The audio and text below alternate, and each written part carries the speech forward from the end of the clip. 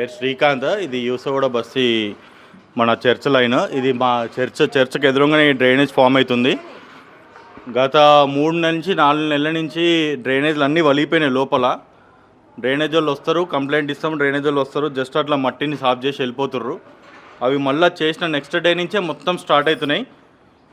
ఇప్పుడు మళ్ళీ ప్రాబ్లం ఏమైందంటే ఇక్కడ చూస్తే మీరు మొత్తం తవ్వి పెట్టారు వాటర్ పైప్ లైన్ కనెక్షన్ కోసము. అక్కడ మొత్తం వాటర్ పైప్ లైన్ కనెక్షన్ తవ్వినాక ఈ డ్రైనేజ్ వాటర్ అంతా మా వాటర్ పైప్ లైన్లో కలిసిపోయి మొత్తం సంపులలో వాటర్ అంతా నిండిపోతున్నాయి. డ్రైనేజ్ వాటర్ అంతా సంపులలో నిండిపోతుంది. దానివల్ల పిల్లలకి, పెద్దోళ్ళకి, అందరికీ, ఇంట్లో ఉన్న అందరికీ వాంతులు, విరోచనాలు, అందరికీ వైరల్ ఇన్ఫెక్షన్ వచ్చింది.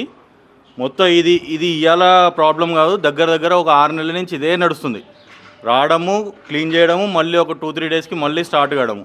ఎన్నిసార్లు కంప్లైంట్ ఇచ్చినా అదే రిపీట్ అయితేనే ఉంది. మేము ఎన్నోసార్లు చెప్పినాం కూడా మొత్తం డ్రైనేజ్ లైన్ మొత్తం మార్పియండి అని చెప్పి ఎవ్వడు పట్టించుకుంటలే, ఎవ్వడు చేస్తలేడు.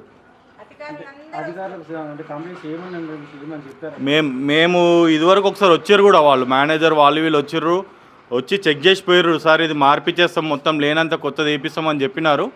అది ఏమైందో గాలిలో మాట అన్నట్టు వచ్చి చెప్పారు, పోయారు, గంతే అయిపోయింది. అది ఇది మార్పిచ్చుడు లేదు, ఏం లేదు. మీరు చూస్తే అర్థమవుతుంది కదా, ఈ నడవనీకి కూడా అసలు లేదు. కనీసం చర్చకి నిన్న సండే అయింది, ఒక మనిషి రాలేకుండా అయిపోయింది ఇలా మొత్తం. సరే అట్లీస్ట్ డ్రైనేజ్ కారుతుందంటే అది వేరే ముచ్చట.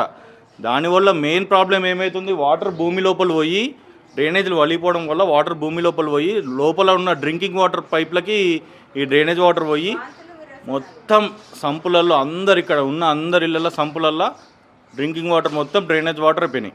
ఇప్పుడు ఇది స్టార్ట్ అయ్యి 1 మంత్ అవుతుంది. ఇది స్టార్ట్ అయ్యి ఇప్పుడు ప్రస్తుతానికి ఇంత దారుణమైన పరిస్థితి స్టార్ట్ అయ్యి 1 మంత్ అవుతుంది.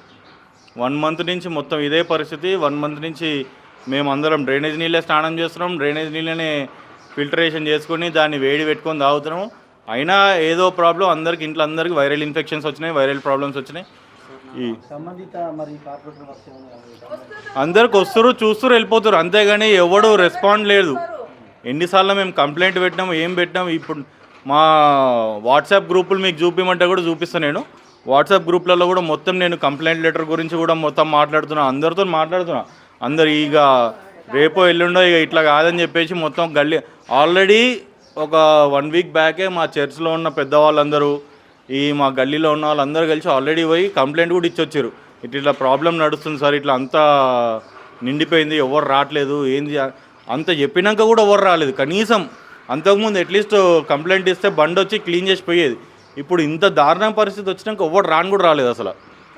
కొంచెం ఇక్కడ ఇదొక దారుణమైన పరిస్థితి. అంటే అటు వెనకల వైపు మీరు చూస్తే మీరు మొత్తం అసలు ఈ గోడకి వెనుకాల వైపు మీరు చూసినాకో వాళ్ళు చెత్త స్టోరేజ్ పెట్టుకుంటారు. అది అయితే ఇంకా దారుణం. దానివల్ల భయంకరమైన దోమలు, అందరికీ ఇక్కడ రోగాలు, డయేరియా, టైఫాయిడ్, అన్ని ప్రాబ్లమ్స్ ఇక్కడనే ఉన్నాయి. ఇదేదో ఆఫ్రికా, నైజీరియా లాగుంది.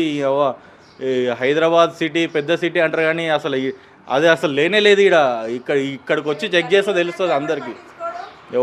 నా పేరు స్వరూప. ఏంది మీ కాలనీ ప్రాబ్లం ఏంది? ఏంటంటే సార్, ఇదంతా మొత్తం నిండిపోయి ప్రాబ్లము, చిన్నపిల్లలకు జ్వరాలు, వాంతులు, విరోచనాలు, అసలు మా పెద్దవాళ్ళకి ఇదంతా దురదలు, తలనొప్పి అన్నీ వస్తున్నాయి. ఎవరు అధికారులు వస్తారు, పట్టించుకోరు, చూస్తారు, వెళ్ళిపోతారు. ఎంతమంది కంప్లైంట్ ఇచ్చినా ఏమీ పట్టించుకునే దాతలే లేకుండా అయిపోతుండ్రు. అసలు మేము ఈ గల్లీలు ఉన్నాము, ఎంత ప్రాబ్లం, ఎంత ఇదవుతుంది, ఎవ్వరు అంత పట్టించుకున్న వాళ్ళు లేరు. వస్తారు, తీస్తారు, ఒక తెల్లారి వరకు మళ్ళీ నిండిపోతుంది. కొత్త లైన్ వేస్తా అంటుర్రు, వేసుడు లేదు, ఏం లేదు. మరి నీళ్ళు, నల్ల నీళ్ళల్లో మొత్తం కలిసిపోయి మొత్తం గలీజు వాసన. ఆ నీళ్ళు తాగితే పిల్లలకు అందరికీ బాగలేకుండా అవుతుంది.